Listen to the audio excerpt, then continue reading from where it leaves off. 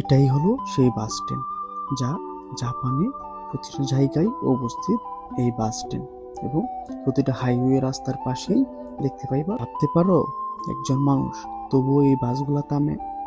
কারণ হয়েছে কি, যে জাপানে সময় আর মানুষের মূল্য দুইটাই সমান গুরুত্বপূর্ণ। এটা জাপানের নাগরিক বা জাপানের সরকার, এই দেশটাই এমনভাবে যেন গঠিত হওয়া।